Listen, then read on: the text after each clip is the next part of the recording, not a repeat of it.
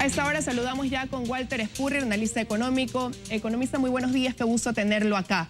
Medidas de austeridad que fueron ya dadas a conocer por el gobierno en días pasados y que tienen su base en la reducción del 10% del salario de los funcionarios públicos de jerarquía superior, la venta de 333 bienes en manos de Inmobiliar y la venta de un avión presidencial. ¿Es un buen arranque para tratar de paliar y solucionar la crisis económica que vive el país? Bueno, yo pienso que es una muy buena señal, ¿no? El presidente está indicando, está fundamentando lo que él indicó, que iba a haber austeridad.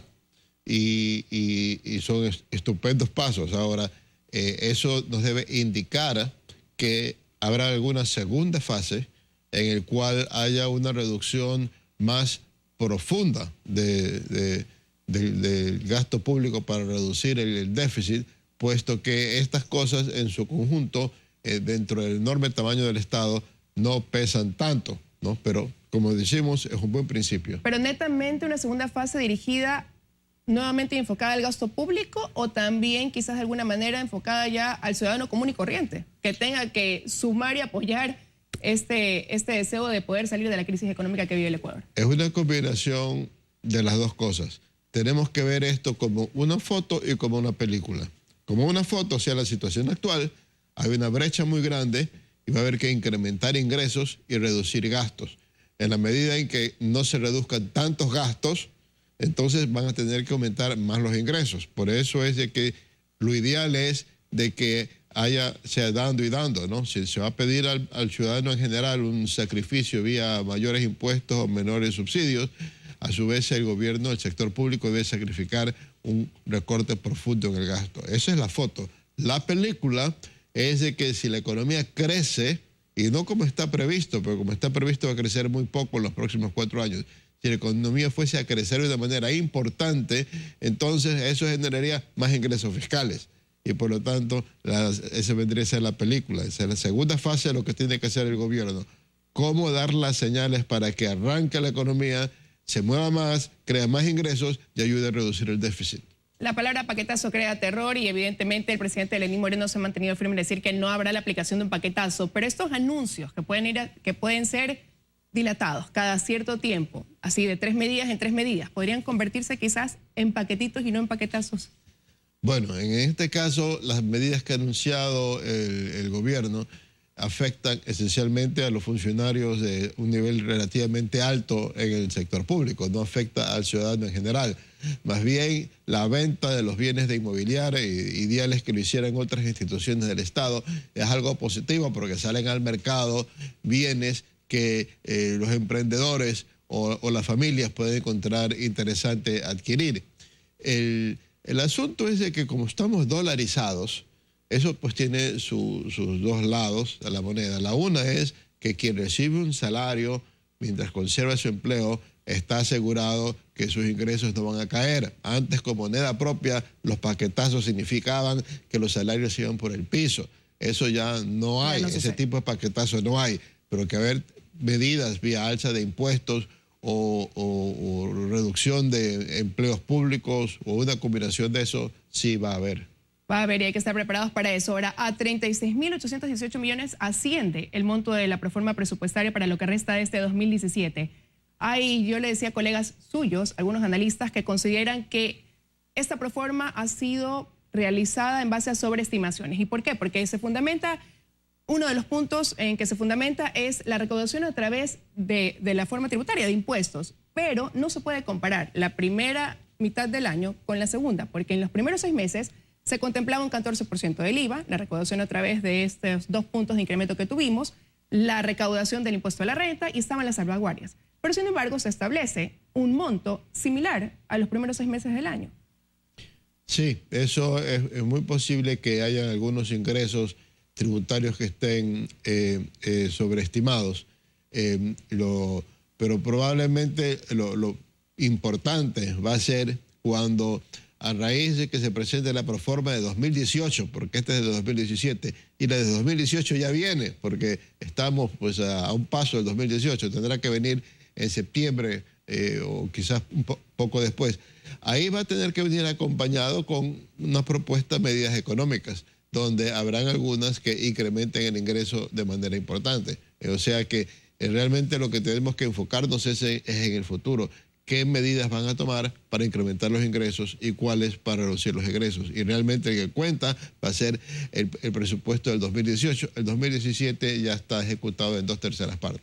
O sea que estas sobreestimaciones, en caso de darse, de ser así, no podrían incidir en que este déficit calculado en 4.800 millones sea mayor, que esa no sea la cantidad real, sino que estemos hablando de una cifra más elevada. Bueno, realmente el déficit es mayor, pero no solo este año, sino en otros, porque se contabiliza, por ejemplo, 3.000 millones de dólares de ingresos petroleros. Y bueno, esa es la participación del Estado en los contratos petroleros. Pero a los precios actuales del petróleo, Petroecuador no alcanza a cubrir sus cuentas. Entonces, a las finales, ese dinero va a ayudar a que Petroecuador pague sus cuentas. El resultado es de que el déficit es mayor porque sí hay en el presupuesto un sobreestimado de los ingresos petroleros. Eso suelen hacerlo en la proforma y en la práctica el hueco es más grande. Y si miramos al Estado como un todo, con otras entidades como Petroecuador, como el IES, etcétera, el hueco pues va a ser mayor que lo que aparece en la proforma presupuestaria.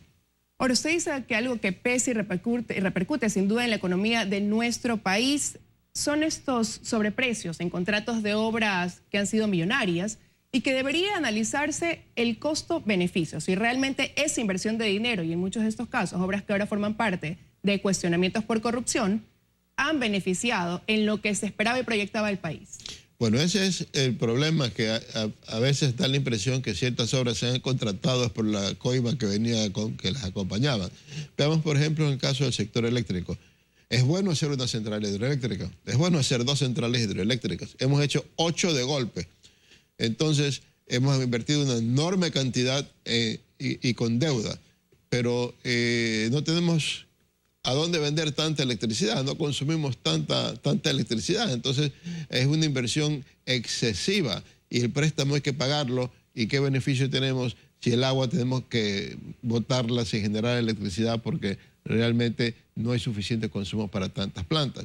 O veamos, más de 2.000 millones de dólares en la refinería de Esmeraldas. En la repotenciación no ha dado el resultado que se esperaba. El asunto es de que no han podido subir el nivel de la calidad de la gasolina. Entonces, ¿para qué invertimos 2.000 millones?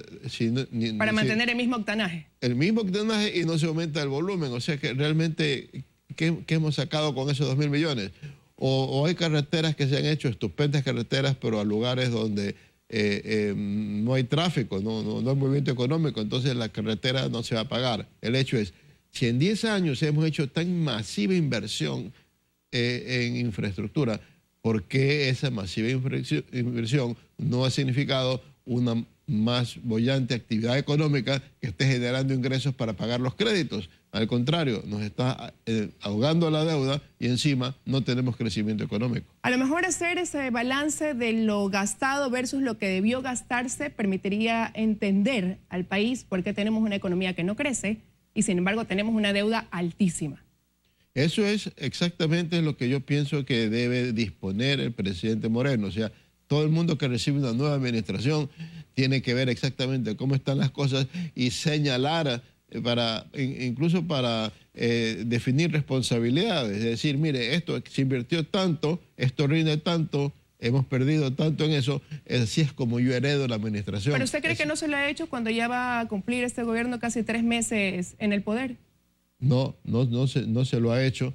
Se han hecho unas que otras aseveraciones, pero hasta ahora no lo han hecho en buena medida, porque como es un gobierno del mismo partido, no han querido poner en el tapete los errores del gobierno anterior. Falta de decisión política, aunque el presidente Lenín Moreno ha sido enfático en decir que la mesa no estaba servida, como fue anunciado. Así ha dicho. Entonces, al decir eso, ahora le corresponde decir a esos ministros, muestren cuál es la realidad de estas inversiones y qué estamos logrando de ellas y cuánto afecta a nuestras finanzas y cuánto contribuye al crecimiento de la economía, para de esa manera poder darle más sustentación a lo que le ha indicado que la mesa no está servida. ¿No cree usted que la situación económica que atraviesa el Ecuador va a derivar en eso, en que el presidente Lenín Moreno realmente reconozca lo que él heredó? Sí, porque la gente le va a preguntar, presidente, usted va a querer subir los impuestos, usted va a tener que tener más austeridad, la economía no crece, qué es lo que pasa, por qué creció tanto en el 2012, 2013, 2014 y no crece ahora. Es que usted no sabe manejar las cosas tan bien como el presidente Correa. Él tiene que indicar al público cuál es la realidad, por qué es de que el crecimiento económico ahora es tan endeble y tiene que explicar que eso se debe a que se gastó mucho, se endeudó mucho el país y no vemos los resultados de esa inversión, entre otros problemas. Economista, quiero agradecerle su presencia acá por este análisis rápido, pero yo creo que bastante contundente en cuanto a cuál es la situación, hacia dónde vamos con esta aplicación de un inicio de medidas de austeridad y cuál es la proyección de aquí para el tiempo venidero en el gobierno del presidente Lenín Moreno. Muchas gracias.